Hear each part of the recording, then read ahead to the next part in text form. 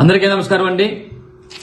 మన దేశానికి స్వాతంత్రం వచ్చినప్పటి నుంచి కూడా మరి ఆంధ్రప్రదేశ్ రాష్ట్రంలో 2019 నాటికి కేవలం మరి 11 మెడికల్ కాలేజీ మాత్రమే ఉన్నాయి, ప్రభుత్వ మెడికల్ కాలేజీ. కానీ జగనన్న ముఖ్యమంత్రి అయిన తర్వాత మరి సుమారుగా 17 మెడికల్ కాలేజీలు మరి శాంక్షన్ చేసిన ఘనత గౌరవ మరి మాజీ ముఖ్యమంత్రి జగన్మోహన్ రెడ్డి గారు అని చెప్పి మీ ద్వారా తెలియపరచడం జరుగుతుంది. ముఖ్యంగా చెప్పాలంటే మా ప్రాంతానికి సంబంధించి ఉమ్మడి విశాఖపట్నం జిల్లాలో మరి సుమారుగా 100 సంవత్సరాల క్రితం మరి అక్కడ ఆంధ్ర మెడికల్ కాలేజీ ఉంది. కానీ జగనన్న ముఖ్యమంత్రి అయిన తర్వాత జగనన్న దయ వల్ల మా ఉమ్మడి విశాఖపట్నం జిల్లాలో పాడేరులో శాంక్షన్ చేశారు మెడికల్ కాలేజీ. అలాగే మా నర్సీపట్నంలో కూడా మెడికల్ కాలేజ్ శాంక్షన్ చేశారు వైఎస్ జగన్మోహన్ గారు. మరి అంటే సుమారుగా 500 కోట్ల రూపాయలతో 630 పడకల హాస్పిటల్, అది సుమారుగా 150 MBBS సీట్లు. అయితే ముఖ్యంగా ఈరోజు చెప్పాలంటే అది ఎందుకు పెట్టారంటే మా ప్రాంతంలో వేలాది మంది వైద్య సేవలు కావాలంటే సుమారుగా 2 గంటల పాటు ప్రయాణం చేసి వైజాగ్లో వెళ్ళాలి. ఈ 2 గంటల్లో చాలా మంది చనిపోతున్నారని చెప్పి అప్పుడు మేము మరి ఎన్నికల ప్రచార సంఘారంలో అడిగినప్పుడు మరి ఈ విధంగా జగనన్న మాకు శాంక్షన్ చేయడం జరిగింది. అంటే సుమారుగా ఈ మెడికల్ కాలేజీ మా ప్రాంతంలో ఉండడం వల్ల మరి సూపర్ స్పెషాలిటీ వైద్య సేవలు ఉచితంగా 24 గంటలు కూడా మా ప్రాంత ప్రజలందరూ కూడా అందుబాటులో విధంగా ఉండేది. మరి దురదృష్టం ఏంటంటే జగనన్న ముఖ్యమంత్రి కాకపోవడం. నిజంగా జగనన్న ముఖ్యమంత్రి అయ్యి ఉంటే ఈ టైంకి 2025-26 నాటికి నర్సీపట్నం మెడికల్ కాలేజీ ప్రారంభమయ్యేది. మా బ్యాడ్ ఏంటంటే ఆయన మరి ముఖ్యమంత్రి కాకపోవడం చెప్పి మీ ద్వారా తెలియపరచడం జరుగుతుంది. ఇప్పుడు చూస్తే ఈ ప్రభుత్వం నిర్ణయం తీసుకుంది, ప్రైవేట్ కాలేజీలు ప్రభుత్వ కాలేజీలన్నీ కూడా పీపీపీ విధానంలో మరి చేస్తున్నట్టుగా నిన్న కేబినెట్ లో నిర్ణయం కూడా తీసుకోవడం జరిగింది. అంటే ఇలా చేయడం వల్ల ఏమవుతుందంటే ఏదైతే 150 MBBS సీట్లు ఉన్నాయో మరి ప్రైవేట్ కాలేజీలో ఏ విధంగా ఫీజులు వసూలు చేస్తారో ఆ విధంగా చేసే కార్యక్రమం.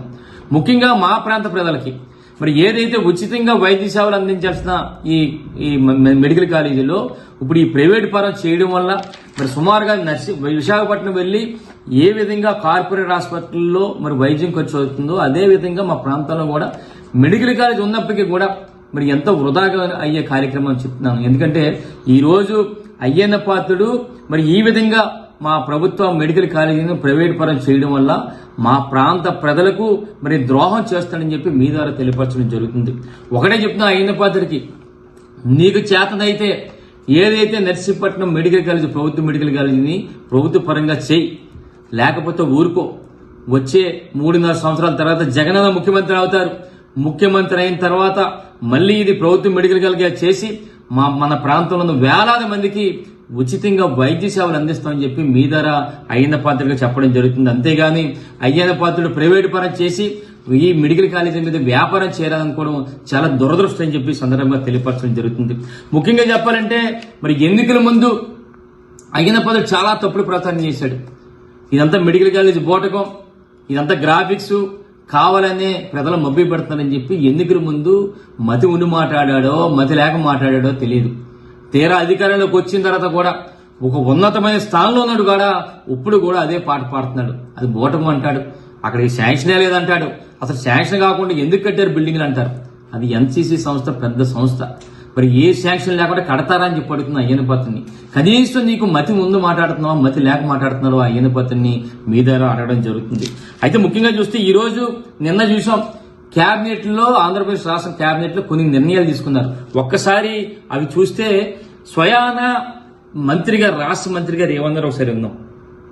2019-24 మధ్య కేంద్ర ప్రభుత్వం ద్వారా అప్పటి ప్రభుత్వంలో 17 medical colleges with hospitals sanction అయిన విషయం అందరికి తెలిసిందే.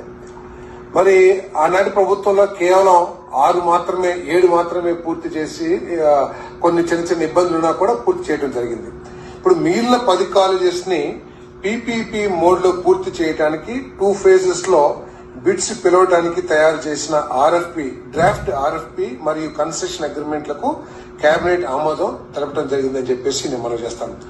అంటే స్వయంగా ఒక రాష్ట్ర మంత్రి గారు నిన్న జరిగిన కేబినెట్ నిర్ణయాల్లో భాగంగా గతంలో జగనన్న ప్రభుత్వంలో 17 మెడికల్ కాలేజీ శాంక్షన్ అయినాయి, అందులో 7 కాలేజీలు పూర్తయినాయి.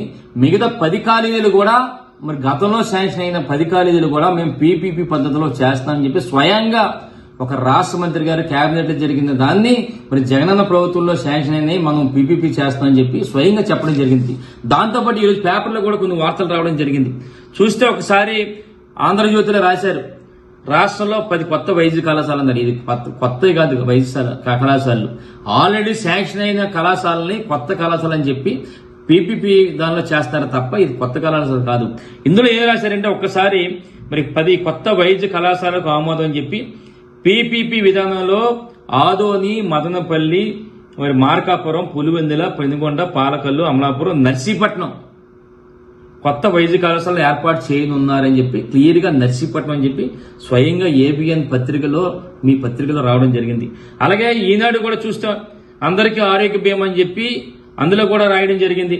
మరి ప్రభుత్వ ప్రైవేట్ భాగస్వామ్యంతో రాష్ట్రంలో 10 కొత్త వైద్య కళాశాలలు నిర్మాణం చేస్తున్నాం. అందులో అమలాపురం, నర్సీపట్నం, బాపట్ల, పార్వతీపురం కూడా చేస్తున్నట్టుగా స్వయంగా ముఖ్యమంత్రి గారే మరి నేను చెప్తే అయ్యన్నపోతాడు అంటాడు, అసలు శాంక్షన్ లేదంటాడు. అసలు ఏం మాట్లాడుతాడో అర్థం కాదు. అక్కడేమో స్వయంగా చంద్రబాబు గారు నర్సీపట్నాన్ని ఆల్రెడీ శాంక్షన్ అయింది, గతంలో జగనన్న ప్రభుత్వంలో శాంక్షన్ చేశారు, దాన్ని పీపీపీ విధానంలో మేము చేస్తామని చెప్పి స్వయంగా ఆయన అంటే ఈయనేమో తప్పుడుగా మాట్లాడతాడు. మొన్న చూసాం, మొన్న మాకారిపాలెంలో ప్రెస్ వార్త కూడా మాట్లాడతాడు ఎటకారంగా. ఏమంటాడంటే ఎందుకు శాంక్షన్ లేకుండా బిల్డింగ్లు కట్టేశారు, ఆ బిల్డింగ్లు ఎదురే కట్టడం, అది ఆ బిల్డింగ్లు ఎందుకు ఉపయోగపడుతుంది, ఆ బిల్డింగ్ లో పత్రికా విలేకరులు మాట్లాడుతూ మీరు నేను మందు తాగడానికి ఉపయోగపడుతుంది తప్ప ఆ బిల్డింగ్లు ఉపయోగపడని చెప్పి ఎటకారంగా చాలా హీనంగా నిన్నగాక మొన్న మాకారిపాలెంలో మాట్లాడడం జరిగింది. అదే కాకుండా మళ్ళీ విలేకరులు అంటాడు, ఒరే మీరు ఎందుకు అడగలేదు విలేకరులు, గాడిది కొడక పర్మిషన్ లేకుండా ఎందుకు కట్టారని చెప్పి అడగలేదా అని చెప్పి విలేకరులు అంటాడు.